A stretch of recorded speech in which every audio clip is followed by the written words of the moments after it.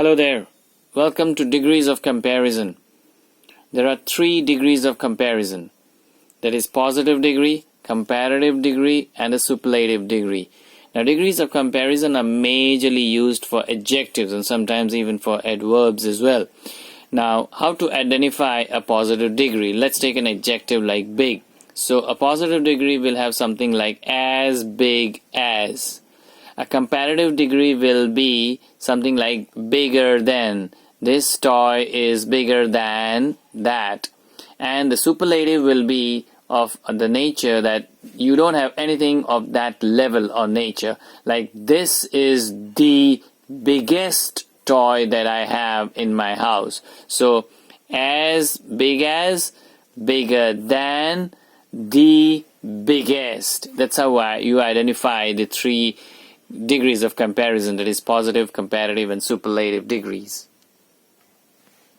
Now let us take some examples over here, like big, bigger, biggest, tall, taller, tallest, costly, costlier, costliest, cool, cooler, coolest, good. You don't have gooder and goodest. It's good, better, best.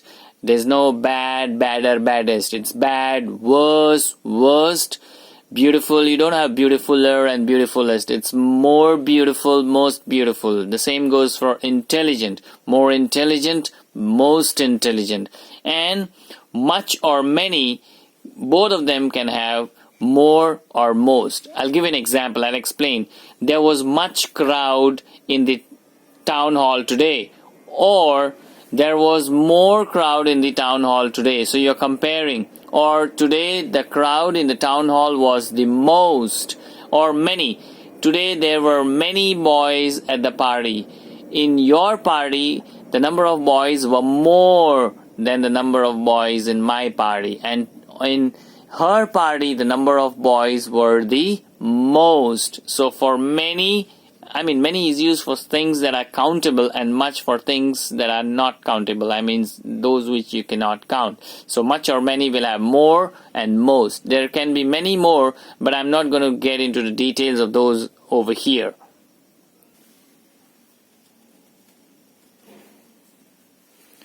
Now, in some sentences, the superlative degree is not possible. Now look at this example. Mohan is as clever as Mona. This is the positive degree, as you can see over here.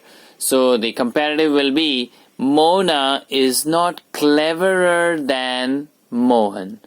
Now, why is superlative degree not possible here is because there is comparison between only the 2 things. Here it is Mohan and Mona.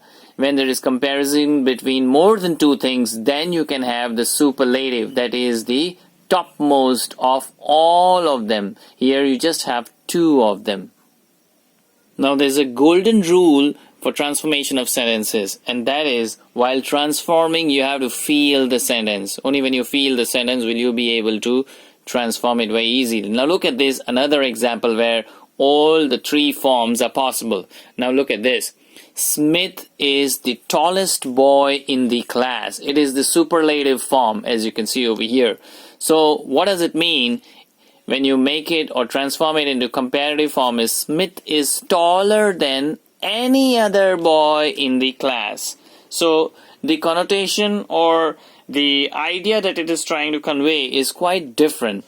And when you transform it into a positive form, no other boy in the class is as tall as Smith. Why? Because he is the tallest boy.